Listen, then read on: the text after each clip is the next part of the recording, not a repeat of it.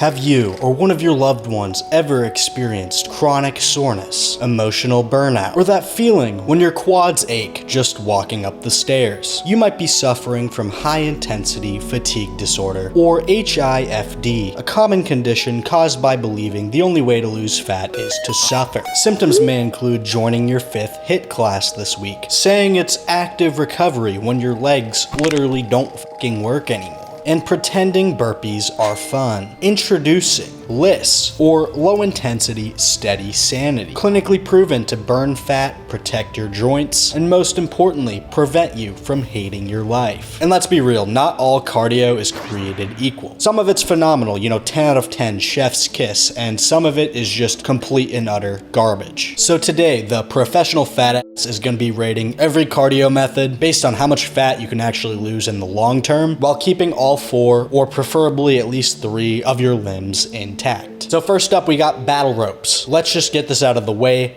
Shit tier. It definitely has absolutely nothing to do with the fact that when I first started getting in the gym, my personal trainer I worked with for like 2 weeks would force me to do these every time I went. I think every gym has that one guy that does these for like 15 seconds, looks like Thor fighting for his life, and then immediately pretends he finished his cardio. They look cool, you feel fucking powerful or whatever, and then your arms die, your heart rate crashes, and you end up burning like fucking 12 calories. Not really a great cardio form, it's more like ego therapy. By the way, if you've been doing all this cardio, eating clean, not really seeing the scale move, it's usually not because you're lazy, it's pretty much always because your plan just sucks. You're either kind of lost or just don't really have the systems in place to keep yourself accountable, which is luckily what I fix in my one-on-one coaching. We'll build a plan that works for you, your routine, your food preferences, your recovery without starving you like an Ethiopian, and just give you something you can actually stick to so you can do some of the magician shit I've done. First link in the description if you're ready to start making some progress, and if you're not there yet, my cookbook's coming soon. It's all the high protein, low calorie recipes I use to get lean and stay lean without feeling like I'm dieting. Jumping way up, Recumbent bike, S tier, absolute opposite end of the spectrum here. And no, not that one. This thing is just like lazy excellence. You're literally sitting down, you can scroll on your phone, watch Netflix, and still melt like 400 to 600 calories an hour. It's like gaming chair cardio. You look unproductive, but you're secretly shitting on the battle ropes guy. Low joint stress, zero soreness, easy to sustain. Honestly, it's just straight up perfect for long cuts. It's not hardcore by any means, but it works. Stairmaster, incredible calorie burn, but you're gonna pay the price. It's just good exercise and good cardio, but it kind of makes you question your will to live sometimes. At a certain point, every step on this thing is like a little boss battle. Great like once or twice a week, but if you do it daily, say goodbye to leg day and ever having a chance of developing a big dumpy like me. So you'll get shredded, sure, but prepare to walk like you just fucking respawned afterwards. A tier. Next up, we got swimming. Swimming's tough to rank because it's amazing in theory. Full body, low impact, just great cardio. But the logistics, okay, the supply chain, absolutely awful. You have to change, shower, dry off, and redo your hair. So by the time you're done with it, the cardio isn't what's burned the calories, it's the effort of getting ready. Great if you like it, you've got access and a little bit of discipline, but for most people, B tier. The elliptical is just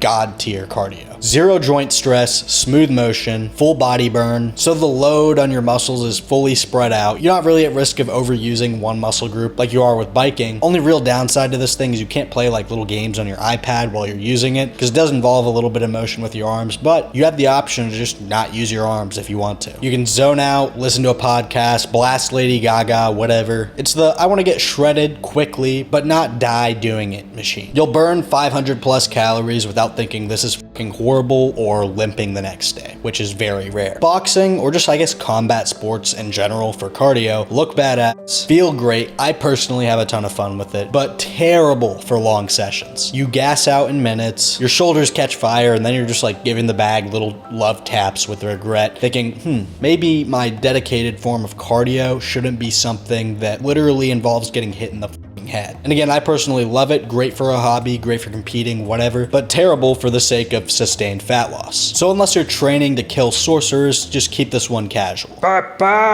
Incline walking, the unsung hero. In my opinion, it's the perfect balance of calorie burn, recovery, and sanity. S tier, crank the incline, walk it 2.5 to 3 miles an hour, zone out, and 400 calories just disappear like nothing. You can type emails, or who are we kidding, who the just typing emails on the treadmill. Play fucking Minecraft on your phone. Think about life, listen to divorced dad rock, or even just scroll on TikTok for an hour and still lose fat. It looks easy, and oftentimes I kind of do forget I'm doing it, but 45 minutes in, you're sweating like you ran from the IRS. Spin class, dope. I respect it. Great intensity, nice environment, lights flashing, everyone pretending they love being in pain. And yeah, you'll burn a lot of calories, but you'll also probably want to die halfway through unless you specifically just like spin class. Which honestly, for a lot of these, if it just happens to be your absolute favorite form of cardio and you just need to do it every single day, you honestly probably can get away with it as long as you just use your brain a little bit about it. You know, maybe you love the Stairmaster, but that doesn't mean do it for 2 or 3 hours every day. So yeah, spin class, it's fun for like a month, and then after it's just a cult with leg cramps. So B tier. Jogging is fine if you hate your knees. It burns an okay amount of calories, but you're getting like 80% of the benefits of walking for 200% of the recovery cost. After 2 weeks, your shins hate you, your calves feel like gravel, and your joints start plotting revenge, to say the least. So good cardio, yeah. Sustainable, especially on like a daily basis for burning a substantial amount of calories, no. So C tier. Next up, we got dancing. And dancing for cardio honestly is kind of weird. If you actually go hard, you can burn like 400 to 500 calories and have some fun while doing it. But if it's just you like half-heartedly copying TikTok moves, it's kind of just light and neat at best. So fun, yes. Fat loss, I guess it just depends on how unhinged your playlist is. I'm gonna assume most of you watching this aren't professional dancers, so I'm just gonna throw this in D tier for dancer. Next up, we got sports, whether it's soccer, football, basketball. My favorite, Wii golf, even though I've been told it doesn't count. But I'd say S tier for fun, A tier for actual cardio and fat loss. You're competing, not counting calories, and you'll usually end up pushing yourself pretty hard without even realizing it, especially if it's with friends. But the problem is it's just inconsistent. You'll go hard one day and then be sore and in the rack for 3. But still, for pure enjoyment combined with fat burn, pretty much nothing touches it. You can't out cardio a torn ankle though, so just be careful. I would describe the assault bike not so much as cardio, but more so as like some kind of medieval torture method. You might be wondering, Thomas, it's not really that different from the Recumbent bike. What makes you say that? It's about 50 calories burned in like 90 seconds, and your soul in half that time. It's like the only machine where I never see anyone pacing themselves. Anyways, for fat loss purposes, it's just not the best. It's great if you're like an athlete trying to get a specific level of conditioning for something. The ROI of the strain and fatigue you get out of it is just not good. There's much better, way more sustainable, lower intensity options that you can actually do every day. Walking outside, honestly, criminally underrated. The logical side of me wants to put this in B tier, but I honestly am gonna go ahead and throw it in A tier. And that's because this is like the only form of cardio that you can kind of just sneak in. It's kind of intuitive to see how you just don't really need any equipment to just get out of your chair and walk around a little bit. Sure, the calorie burn isn't amazing, but again, you can do stuff like park away further from the grocery store or pace around while you're on a phone call. And the idea is, yeah, over like an hour, it might make way more sense as your dedicated form of cardio to do incline walking and burn way more calories, but you can't really sneak incline walking in throughout the day. It's fucking free therapy, you get sunlight, best enjoyed under the influence, and you can think about your life choices or listen to music. And of course, very minimal joint impact. Only real problem with it, honestly, is the weather. Like when it's 75 and sunny, it can pretty much be S tier, but when it's cold as fuck